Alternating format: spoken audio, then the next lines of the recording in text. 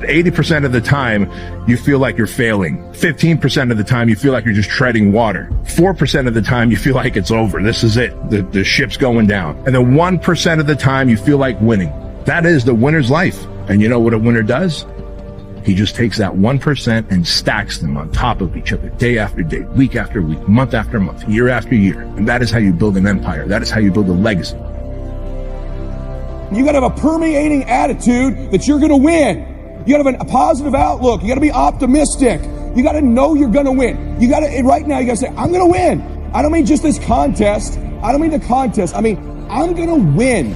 I'm gonna win. My life is gonna win. There's gonna be a victorious life here. Because listen to me, the price you pay for losing here is too extreme. You have to carry the burden of failure the rest of your life.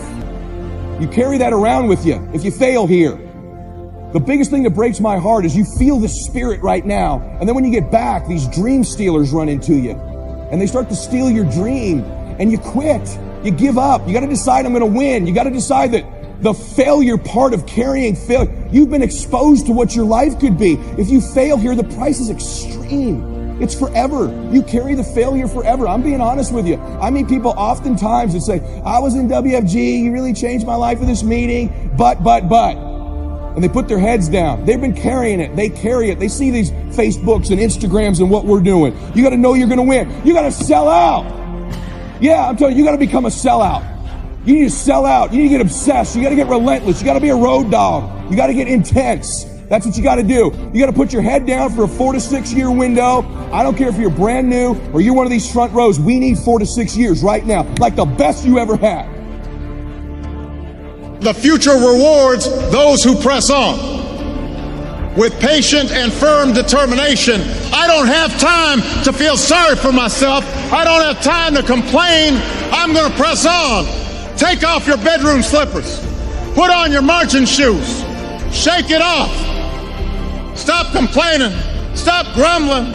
Stop crying. We are going to press on. We've got work to do. You've never done something before. You expect yourself to be awesome at it. You haven't done the work. You haven't put in the time. You haven't put in the study hours. You haven't had the experience, but you expect to be good. And because you expect to be good, but you know you're not going to be good, you don't do anything. See, there's a book being written about your life. Someone somewhere is taking inventory of your life. Don't compare your chapter 1 to someone's chapter 10. You write your own book. And at any moment in your life, you can decide that you want to make this the new chapter. You're literally, in your life, you can turn the page. And those previous chapters are your old book. It's like Old Testament, New Testament. Old story, new story. They're connected, they're related, but you can flip the page and you can have a whole new story. If you decide right now, I am literally turning, my breakthrough is I turn the page, and in this second, I start to write the best chapters of my life. When you decide to act, when you decide to take life on, let me warn you, it can be painful, it will be uncomfortable, and that's where the growth is.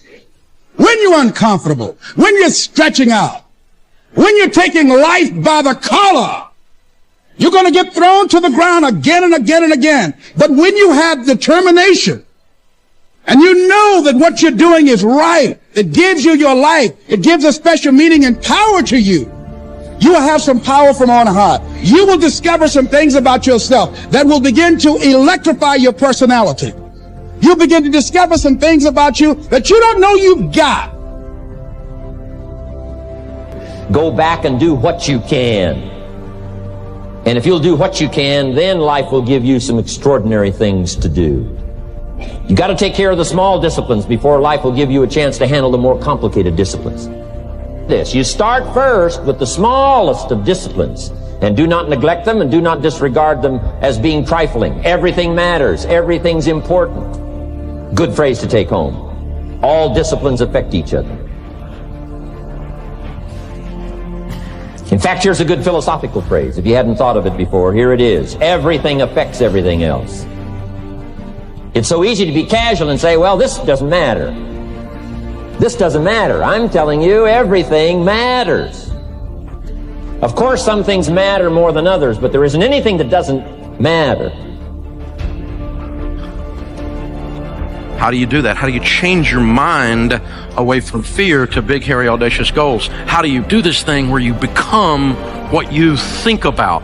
How do you think about something different? Well, you do what you're doing now, but you do it on such a consistent basis that it changes the makeup and the shape of your psyche, your spirit, and your future and your destiny. You need to learn to think, because thinking makes you act effectively in the world. Thinking makes you win the battles you undertake, and those could be battles for good things. If you can think and speak and write, you are absolutely deadly. Nothing can get in your way.